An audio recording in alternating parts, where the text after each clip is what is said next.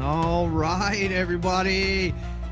Inmates, welcome back to Sports Asylum. We're finally back. New look, same peeps. It's me, Peteloaff. With me, I got LJ. How's it going, everyone? Been too long since we've done one of these, I feel like, but we did improve our setup. Had to get my house set up here as well, so I'm kind of excited to get back talking a little bit of sports. Very excited to talk about the draft. Absolutely, and that's what we're here to talk about today is the NFL draft. It's coming up. It's next week, next Thursday night, 7 o'clock Eastern on ESPN, ABC. Such a big event these days. I mean, it used to be such a thing. I remember you even talk about it all the time when you were a kid. It was a big thing for you. Yeah, I'd skip school, literally, the Monday and Tuesday that the NFL draft was on.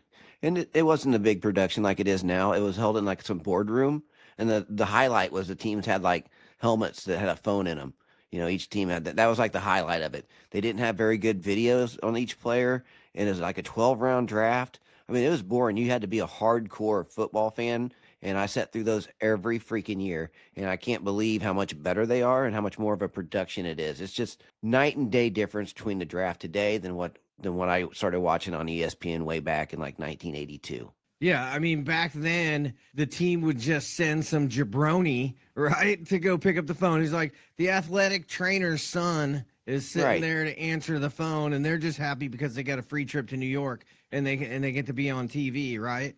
Yeah, but absolutely. Back then, they didn't care, you know? Guys just, I would imagine that team GMs and stuff, they just hung around, and back then, smoked a lot of cigarettes and drank a lot of beer and drafted some people. I mean, it wouldn't surprise me if it wasn't any different than that. Right. It's far from the science that they put into it now. I mean, the man hours, amount of time that the scouts spend, evaluating all these players, they didn't do that back then. Some drafts, at least some teams, you just felt like they're back there throwing a dart at a board with a bunch of players' names on it, and whatever it hit, that's who they're going to draft. It was crazy back then. But then again, maybe if the Chiefs were a little bit better, we don't draft Todd Blackledge in '83. I'm just saying.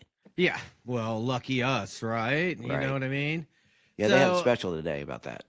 Do what? They had a thing on NFL Network, Elway to Marino. Right. And it just covered the '83 draft. Yeah. It was just like a painful reminder. Right. Absolutely. When we got the worst of all of them. Mm-hmm. The worst of all of them. Eason was better. Of the 6. Yeah.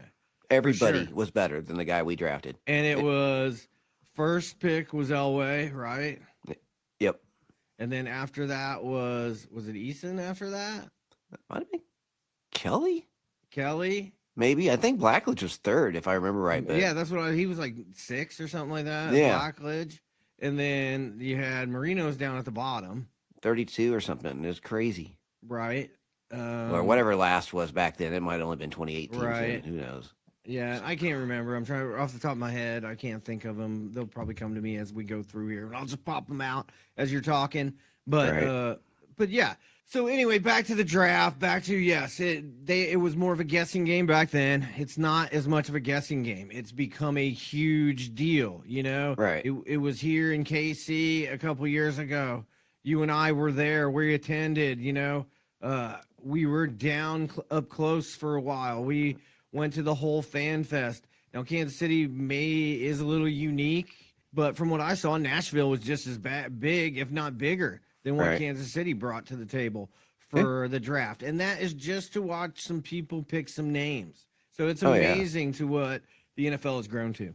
Yeah, I mean, the Nashville draft would have been incredible to attend. That looked like a good time, especially down there on Broadway. I mean, that alone's a good time, and then you put the draft there. Okay. And in Vegas, I was really nervous about Kansas City following up Vegas because I was like, man, who wants to follow that up? You know, draft picks coming out there in front of the fountains, all that stuff. I was like, man, that's the place to do it. But I thought Kansas City did a great job of it. It was kind of one of those bucket list things for me. I always wanted to attend the draft. I just never dreamed it would be in Kansas City. I always thought I'd have to go to New York to do it. But that was fantastic that it came here, and I was happy that we got to go do that. I would do it again in a heartbeat. Hell, I'd travel some other city to go do a draft again. I thought it was a lot of fun.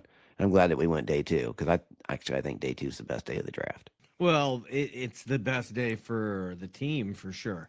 Right. That's the day that you're going to build your team. You know, a lot of movement, a lot of good players still left there. But before we get down to the second round pick, you know, the upcoming draft is next Thursday. It's always a huge deal. There's this draft, I kind of feel like it's top heavy, right? Like there's few Yeah. stars. There's quite a handful of solid picks after that. And then it's what fits your system. What do you like, But that that ranges from two to four, right? From the second round to the fourth round, there's a lot of good players in there, and for me, I think that's where the value is. And if you can get as many of those players as you possibly can, that's going to make your team the best. Yeah. And I like the Chiefs setup for day two. They got the second round pick and 2/3. And that first third's from the Jerry Sneed trade, and we're finally going to get some payback for that trade. And it's a third pick overall in the third round. So that turned out to be a rather great pick, especially considering the Titans had such an awful season. I mean, they're drafting number one overall. So, yeah, it was. I'm excited about this draft. I do agree with you. I think it is top heavy. I've heard some scouts saying that they typically have 15 to 20 first round grades, and they're saying maybe as low as only 12 this year. So, there's some really good players, and then there's a lot of really good team building talent there in the second, third, even into the fourth rounds. This draft's heavy on the defensive line, which is good for us, and it's very heavy in the running back position as well, which is also, I feel like, an area we could improve. Well, I think it's a good thing for the NFL. Like I would like to see. I mean, I like everybody likes passing and stuff, but it's always good when there's 5 or 6 running backs going for the title rather than the same person every year, just for the excitement of football, fantasy football, gambling. All these reasons. It's always better to have better offensive players in the league.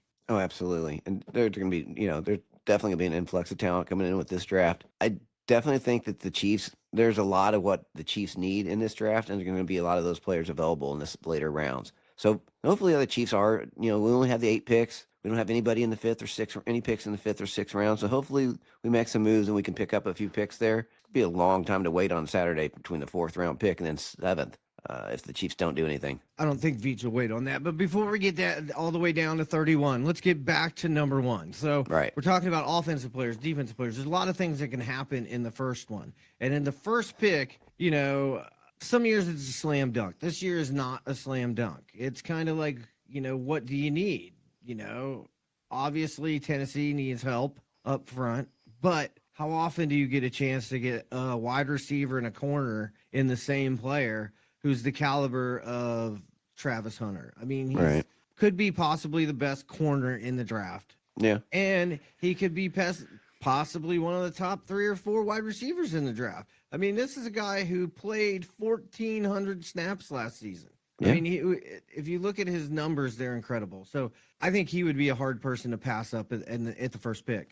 Yeah, he probably is the best player in the draft, in my opinion. I don't think he graded the highest of the scouts, but in my opinion, he is the best player in this draft. But I don't think that that's the direction the Titans are going to go. I have a feeling they're going to go with Cam Ward. It's everything I keep hearing is Cam Ward. So I'd be surprised if they went with anyone but Cam Ward at this point.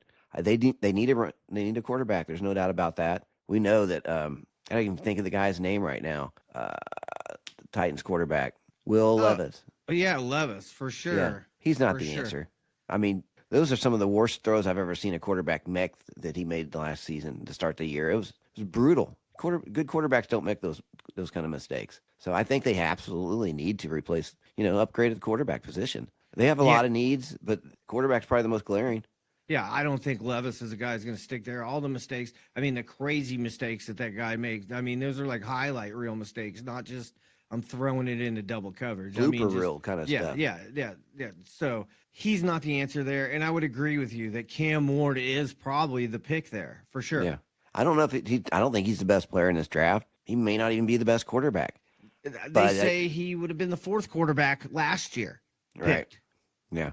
So I mean, this is not a great quarterback draft. Absolutely, it's not. So would it surprise you to see Cam Ward drop a little bit?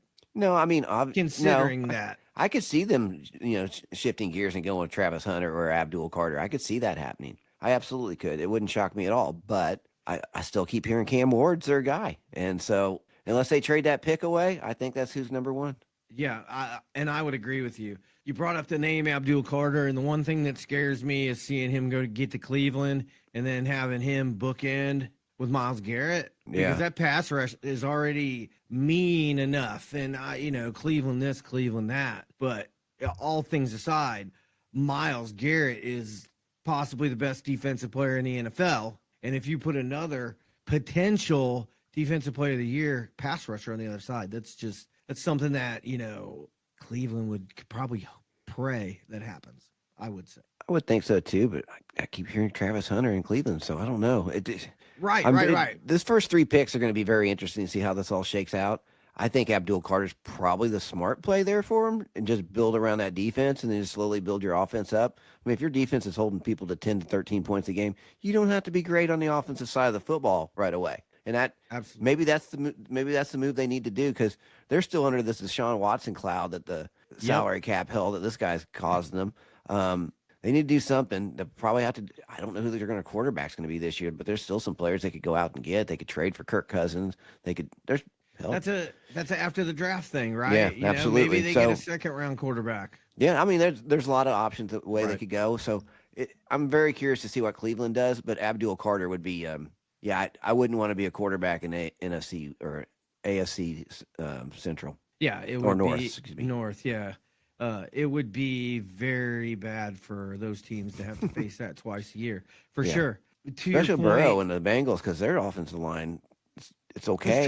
It's trash. Okay. Well, well, I mean, hey, the numbers prove it. But, up there at the top of the draft, there's only a few difference makers you really see. Like Abdul Carter's a difference maker. Yeah.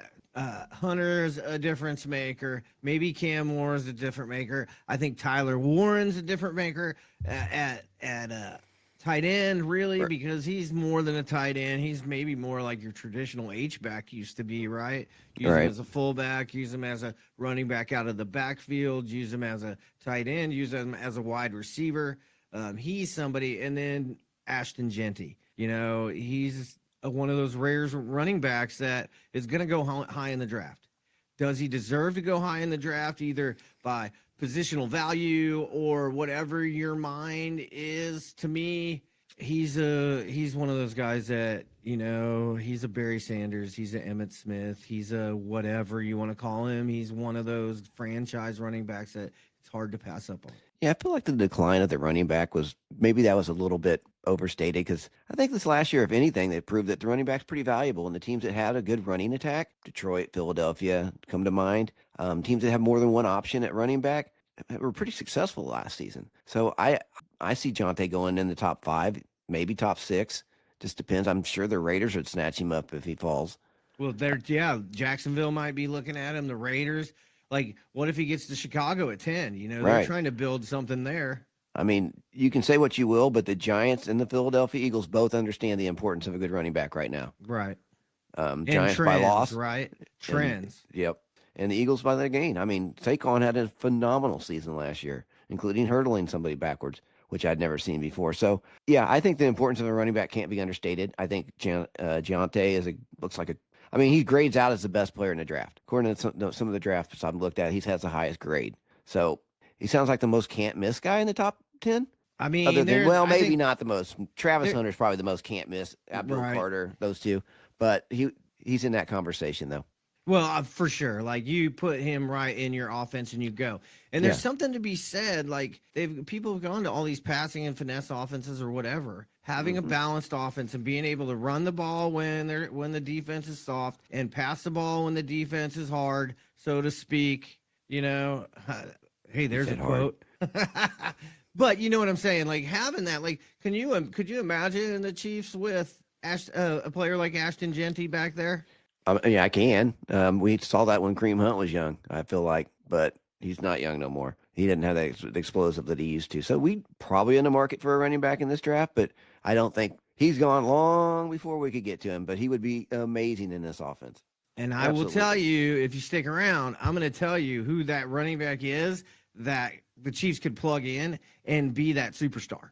But they can get him later in the draft, so they don't have to give up all their draft capital up top to do it. Right. Yeah, I mean, it's a deep draft for the running backs. Absolutely it is. Absolutely. So before we get out of the top 10 and, we move on a little bit to, maybe people you like as the draft goes through, Armin Membu.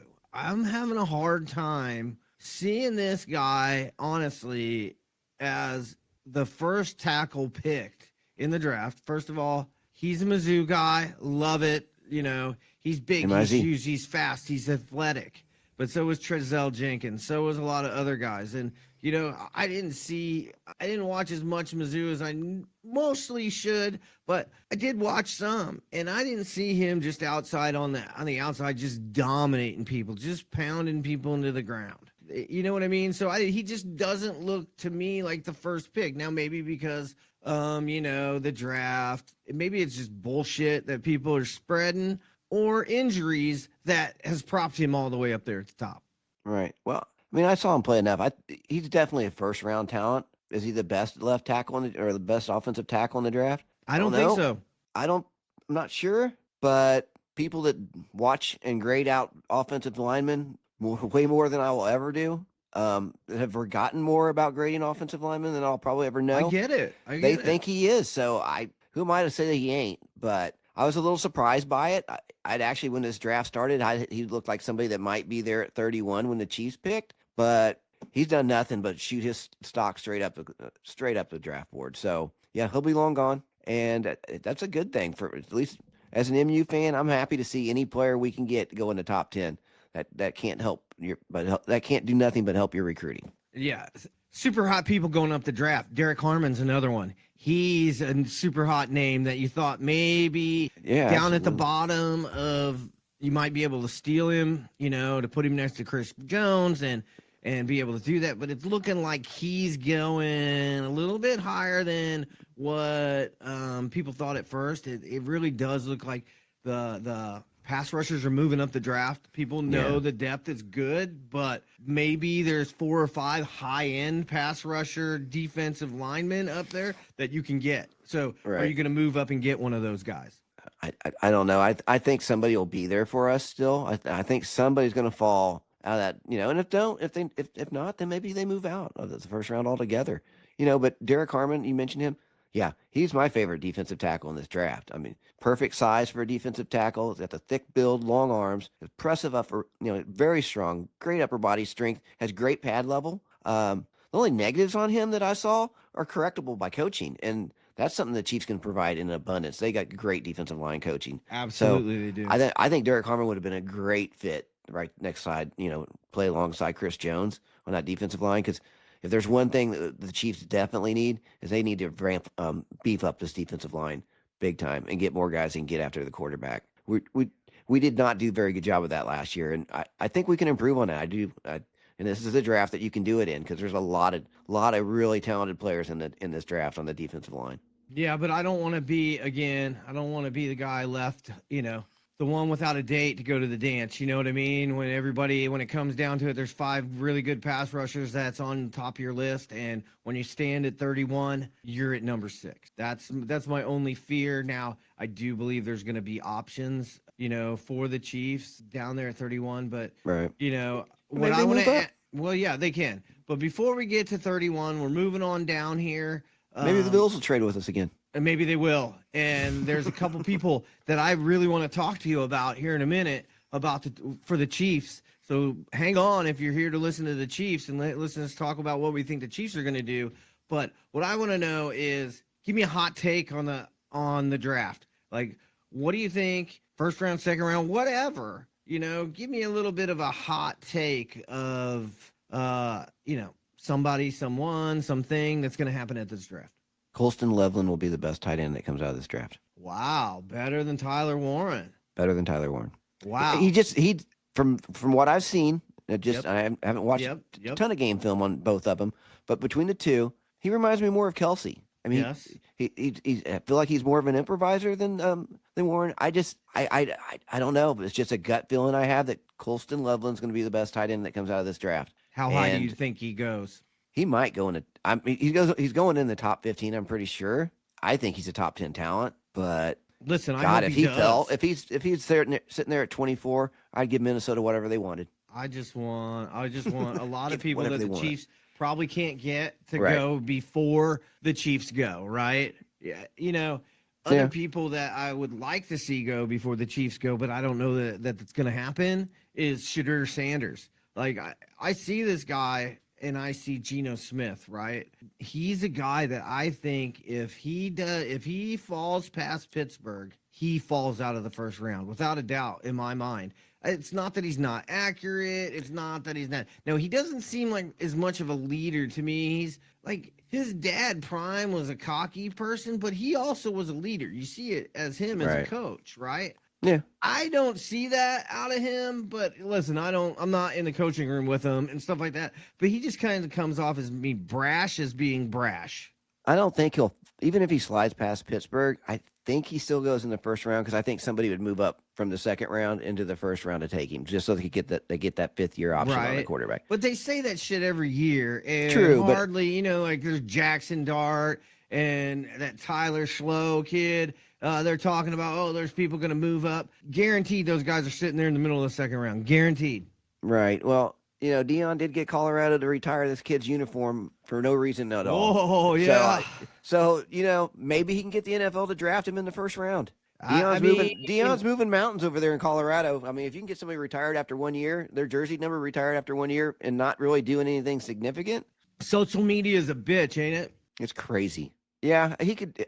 He could absolutely slide. I remember people talking about him going to the top 5. I don't see that at all. So Not at all. Not at all. If he was, everybody'd be talking about it. But, I really think it'll be a surprise. So, right. how do you think the draft's going to go, the first round? Before we get to the end of the draft, do you think it's going to be a common draft? Do you think because of maybe the depth in the second and third round that there's going to be a lot more movement in the first round than we would normally have in a draft?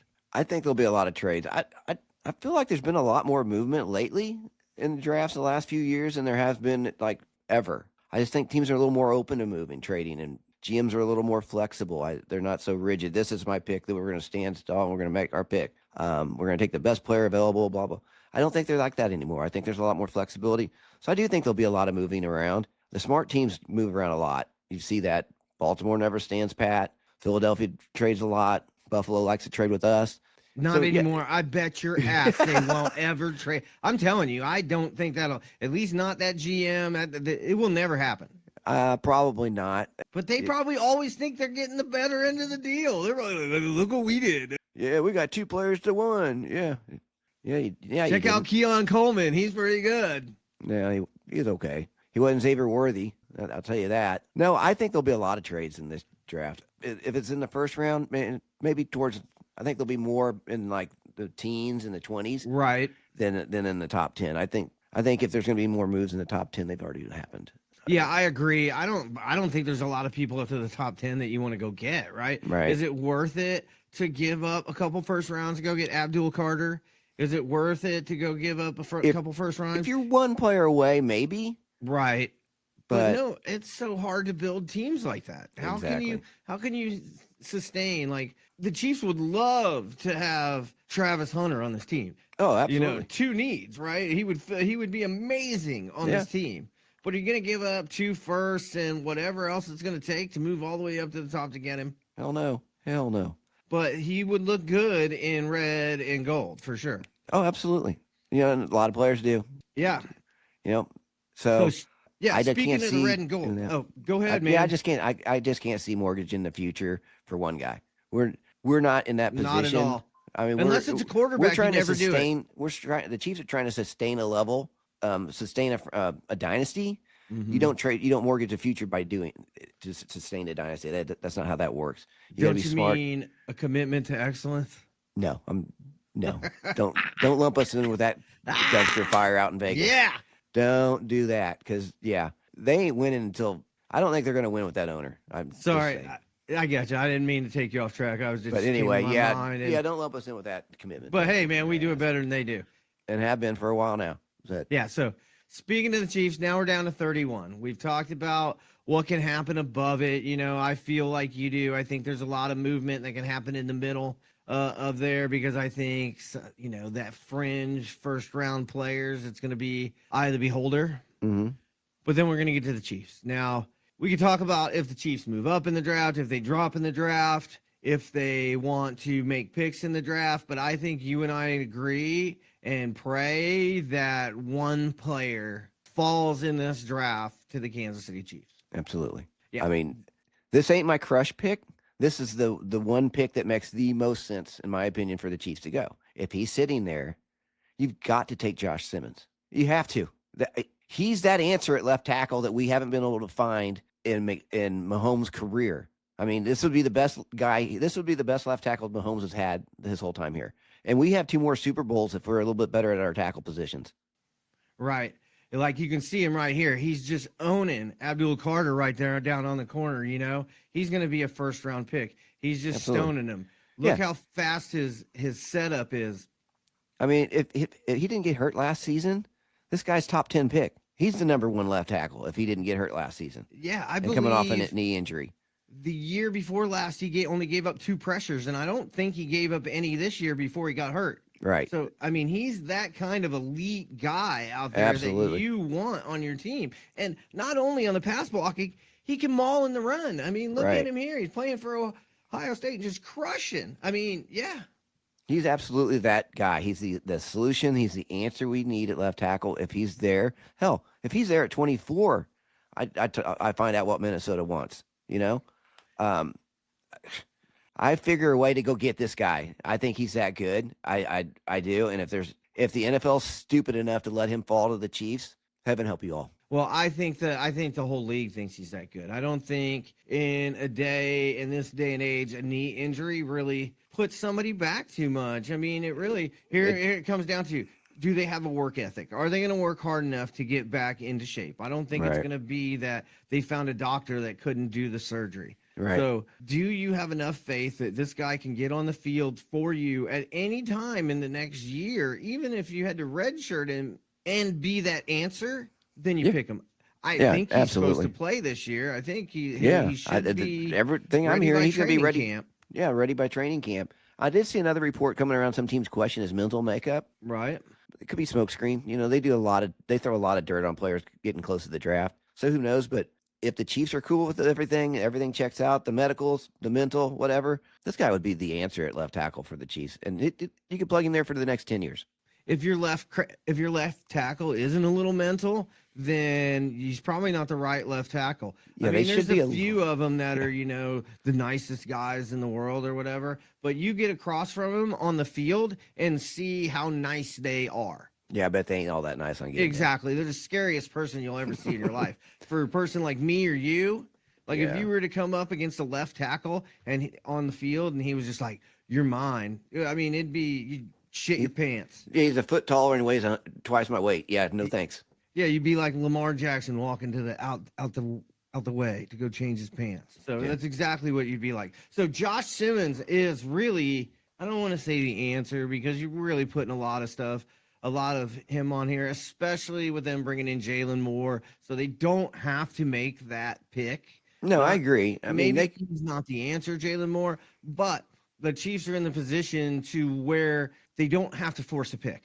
No, I agree. But Josh Simmons is not a forced pick by any means. That would be a need. And we know that we can get out of the Juwan Taylor contract next year. You move Jalen Moore over to right tackle. Problem solved. You're already better. And if it's not Josh Simmons, there's a lot of other good players that could fall to that point. I think it's Malachi Starks, safety from Georgia. After losing Justin Reed, that guy's day one starter, plug and play. And his blend of speed, physicality, and football intelligence is the kind of guy Spags drools over. He would be a leader in that backfield immediately. From Georgia, he's got all the intangibles. He looks great. He's already played in red, so not a big stretch. Let's do it. But yeah, he would be awesome too. I would be happy either route there or anybody on the defensive line. If somebody slides, because you can't have enough defensive ends. You can't have enough pass rushers. Yeah. Harmon before, right? Harmon, being probably the best combo out there, right? Yeah. But then there's guys like Walter Nolan, who's probably the best pass rushing guy out there. And having the best pass rushing nose tackle or defensive tackle, I should say. He probably doesn't play the nose, but defensive tackle is not a bad problem to have. No. Right? Kenneth Grant's another name. Somebody to stick people, right? They got sand in their pants and they ain't going to go nowhere.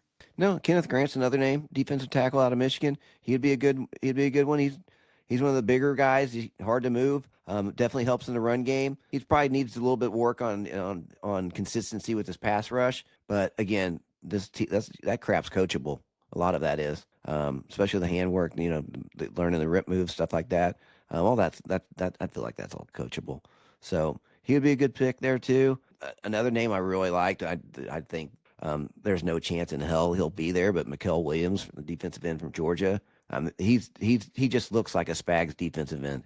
You don't know that he's going to wind up playing for Philly?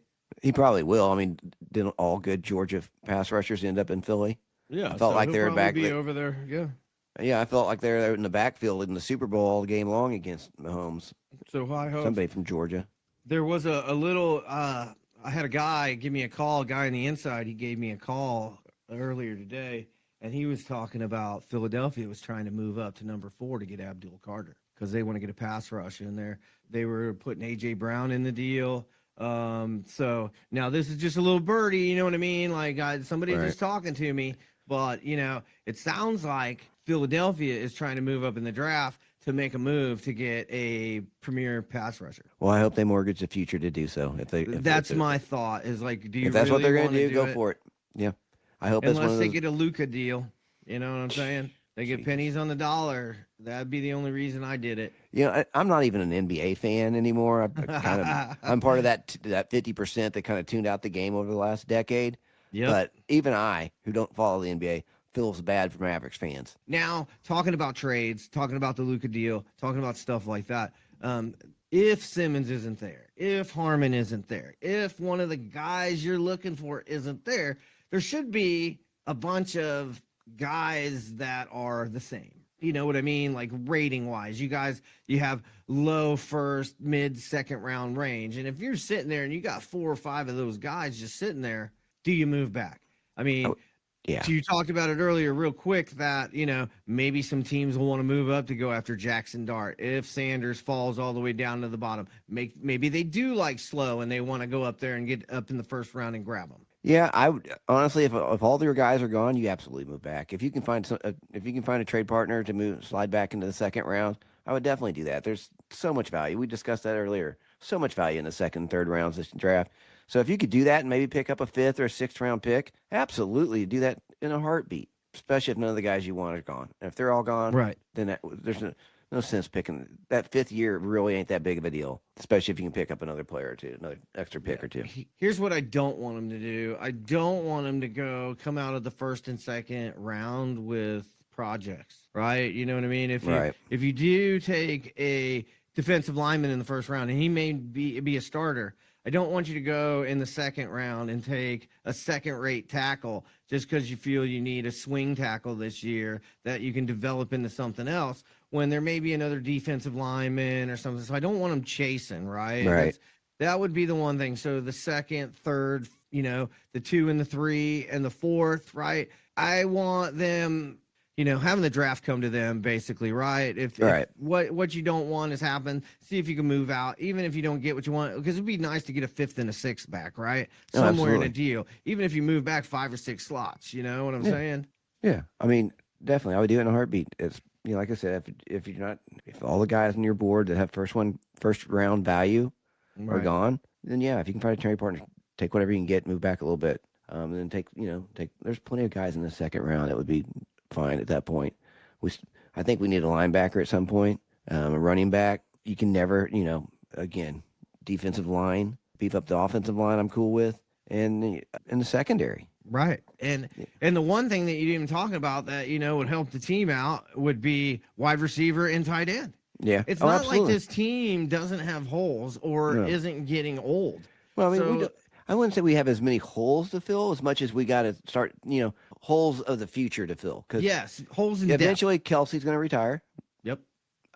This might be his last year.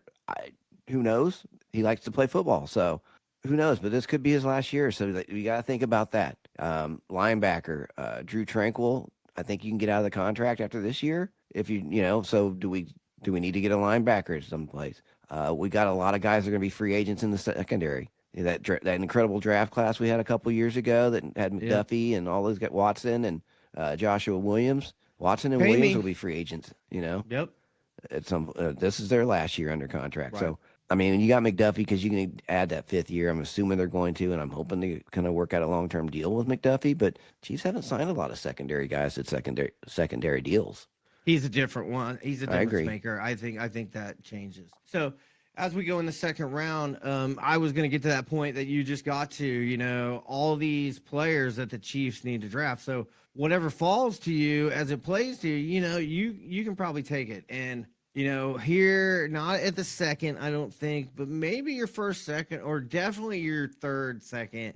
I want the Chiefs to take my draft crush. Now, this is a guy that I'm just crazy about. I think he fits the Chiefs system. I think he runs as hard as anybody. If anybody runs as hard as Pacheco in this draft, it's this guy, right? He has scored he's produced everywhere he's been. And that guy's Cam Scatabo. Yeah. Scatabo is a little tank, you know. He's 5'9", 219. He runs a 4.57, which isn't the greatest, and that was at his pro day. But with runs like that, you don't need to have a 4.42 at running back. Like, he breaks tackles. He had 1,700 yards last year, 1,711 yards, and he had 25 combined touchdowns. The guy catches 3.5 balls a game for 50 yards. I mean, he is your Christian McCaffrey. I don't want to say that that's what he is, but I mean, that's how they used him. I mean, look at this guy. He's got 2 guys all over him, and he still gets through. You can't tell me that guy's slow. And then, look at that. He posterizes that guy. Yeah. You can't tell me that having this guy in the Chiefs offense wouldn't be great. I would love it. Absolutely love it. I'm here for it. I'm all about that. He's not my draft crush, but I would crush on him if he was a Chief. Absolutely. Yeah, he's the kind of running back that, I mean, of course, if you're a white running back that's good, you're going to be compared to McCaffrey at some point by somebody. But it has nothing to do with that. I know, but I'm just saying. Yeah, I know, absolutely. This guy's awesome. And he would be awesome in an Andy Reid offense. And, for sure he would. I've actually seen some other mock drafts have him linked to the Chiefs. I think as late as I thought in the 3rd round, like our early 3rd round pick. Which The Athletic and USA Today as well, both of them. Dane Brugler, right. The Athletic, and I can't remember the guy at USA Today. Both had him as 3rd round picks. Yeah. I think they both had him as the late 3rd round pick, but they still had him as 3rd round picks. And I mean, I think he fits. I think there's other guys later in the draft that might fit too. But for me, I just think, like, you want attitude. You want a guy who's going to show up. You want a guy that's going to play injured. You want a guy that's going to produce. This is a guy that you need for your offense. Oh, I agree. Yeah, I'm with you. I'm cool with that. If the Chiefs end up with that guy, I'm cool. I'm happy. That would be that solves the running back problem. You know, that's another nice piece to add to that running back room. All of a sudden, that's a really good running back room if you add Cam Scatabo to that room. Right, which leads to your crush would be, what if you added a piece to the wide receiver room? Right. I'm an MU guy, no secret. Obviously, I've crushed on Luther Burden III ever since he came onto the campus at MU. I love this player. Yes, I love this kid. He is awesome. He probably figures this is a slot receiver, and I think we kind of got that. So this would definitely be a luxury pick. But I think he's going to be one of the better receivers to come out of this draft. This guy's explosive. He's a playmaker. Just get the ball in his hands, and he's going to make plays. He's an outstanding talent. One of the better receivers I've ever seen at MU. 6 foot tall, about 206 pounds. Ran a 4.41 at the combines. He's also great on special teams. He would be a contributor there as well. I know it's not a need; it's a want, and it'd definitely be a luxury pick. But this is my favorite player in this draft, and I think he has a chance to be the best receiver in this draft.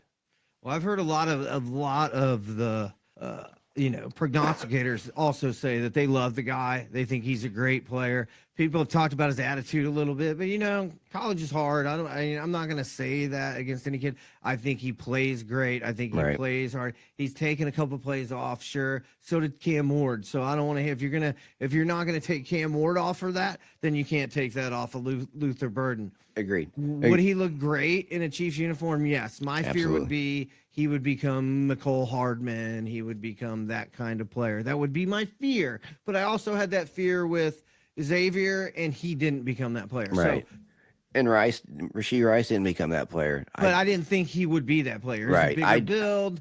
Yeah, I think Andy Reid would figure out a way to utilize his kid's talents. He would almost force him to.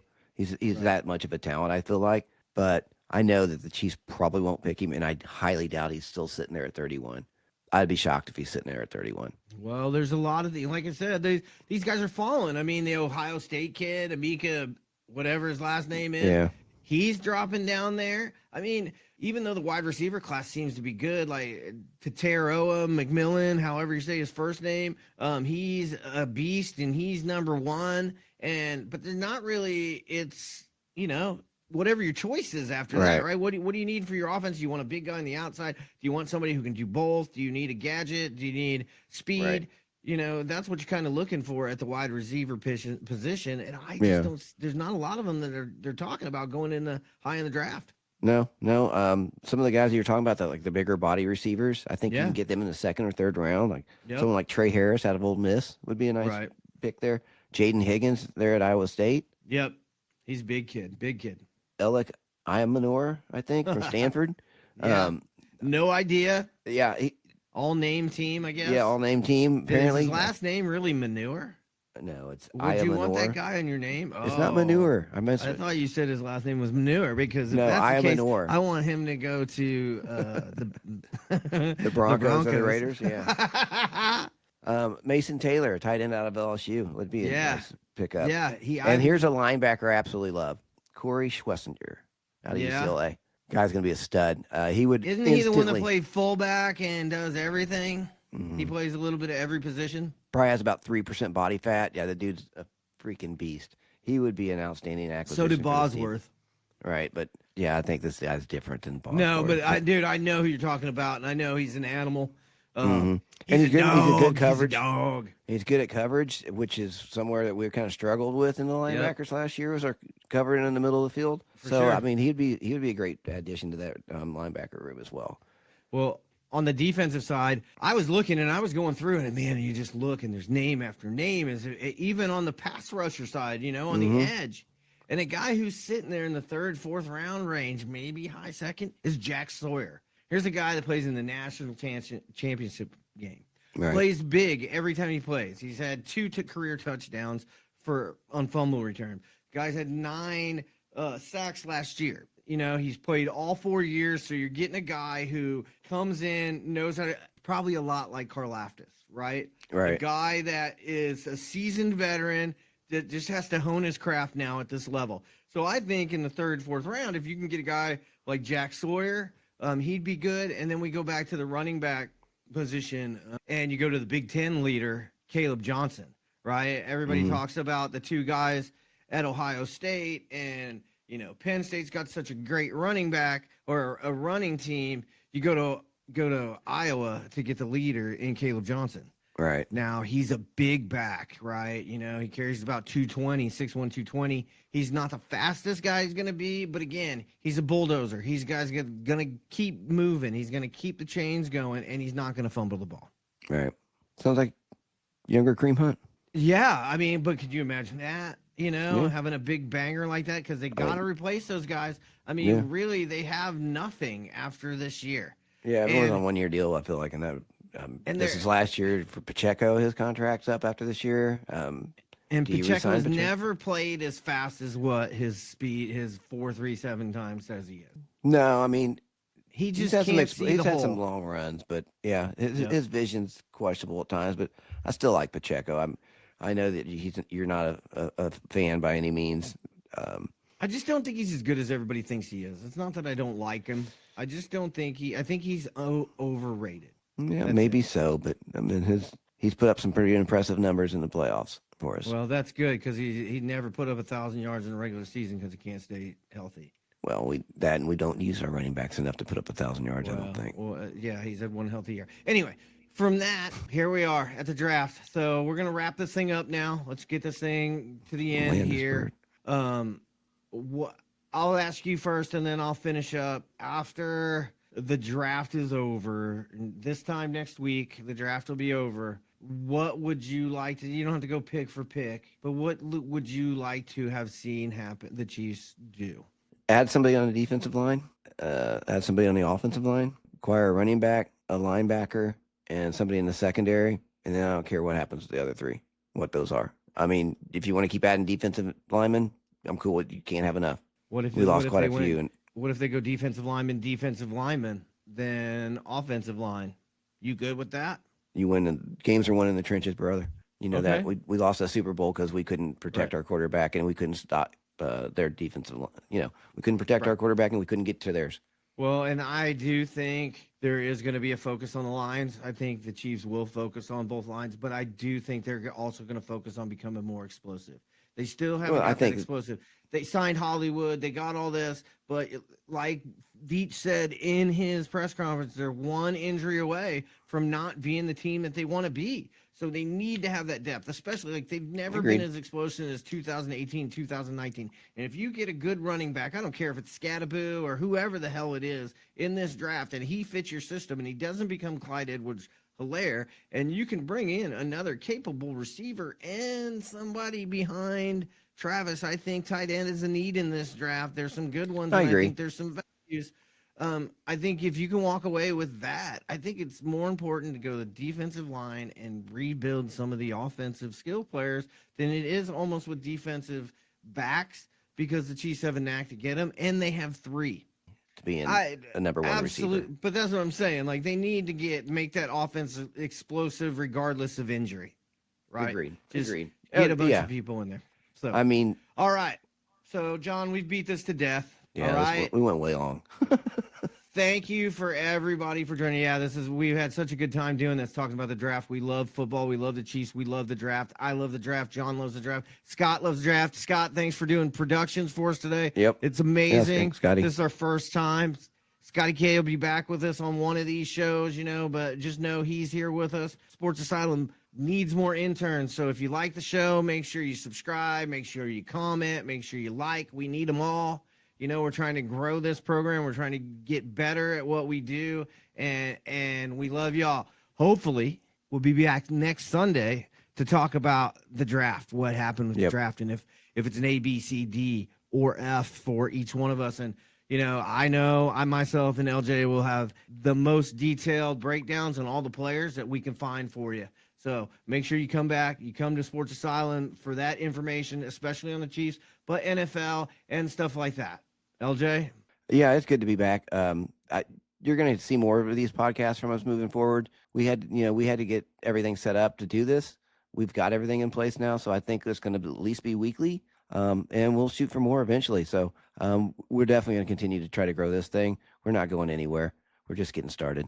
Yeah, so thanks for joining us. And as we leave, as we go out, I want to leave you guys every week with a favorite song or a favorite band or something that I like. I'm really into rock. I'm coming of a metal guy, and there's some new music. It's kind of a metal anthem out there. It's called Undefeated. It's by Order 66.